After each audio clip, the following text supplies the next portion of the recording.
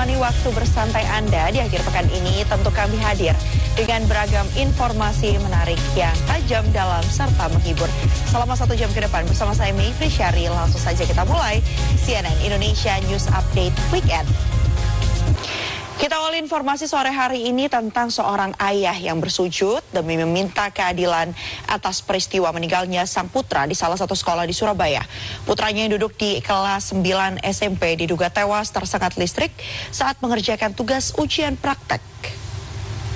Misteri pengirim mayat bayi lewat jasa pengiriman ojek online akhirnya terungkap. Tersangkanya adalah kakak dan adik kandung yang diduga melakukan hubungan insest. Sementara itu di Palangkaraya, warga digemparkan dengan penemuan seorang bayi di halaman gereja.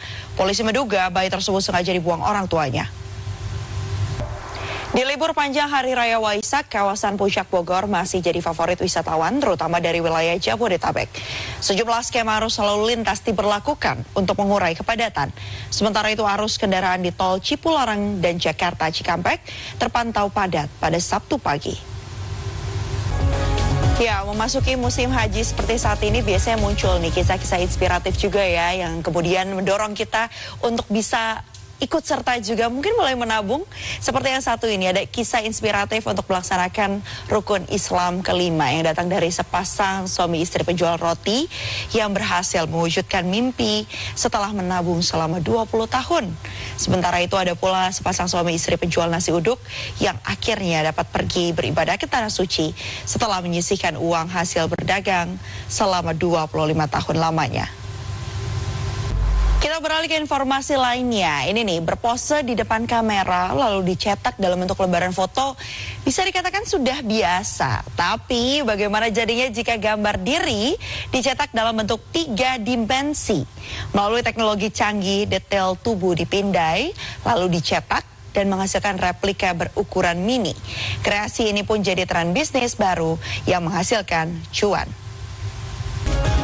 Libur long weekend tak harus mahal dan jauh karena kawasan wisata Pantai Ancol juga bisa nih jadi alternatif bagi Anda yang ingin menghabiskan liburan dengan suasana pantai dan beragam aktivitas luar ruangan yang menarik.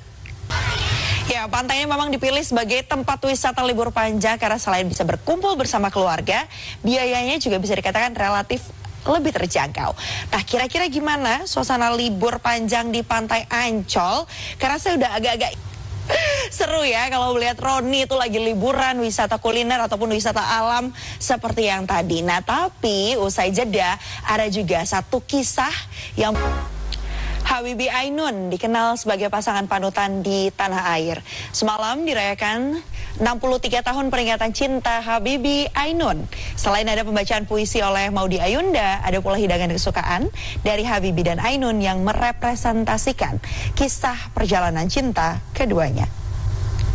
Berikutnya kita akan wisata kuliner. Bicara soal getuk yang merupakan salah satu jajanan tradisional khas Indonesia, tentu banyak ragamnya di beberapa daerah. Ada getuk lindri, getuk goreng, ada juga getuk ketek. Ya, nah, lalu dari mana sebenarnya kata getuk itu muncul? Mungkin beberapa dari Anda belum familiar dengan nama-nama yang getuk yang tadi saya sebutkan. Kita simak yuk informasinya. Berbagai cara unik dilakukan untuk menghormati Paus Leo ke-14 yang baru saja terpilih. Koko di Argentina menciptakan makanan khas Argentina, schnitzel, bergambar Paus Leo ke-14. Sementara itu di Amerika Serikat ada toko pastry, membuat kue bertema yang sama dan langsung terjual habis. Dan bagi penggemar jajanan tradisional, tidak ada salahnya untuk mencoba jajanan ketan kratok di kota Probolinggo, Jawa Timur dengan rasa yang gurih dan harga yang ramah di kantong. Informasi ini akan menutup CNN Indonesia News Update Weekend edisi hari ini. Saya Mayfri Syari pamit undur diri, sampai jumpa.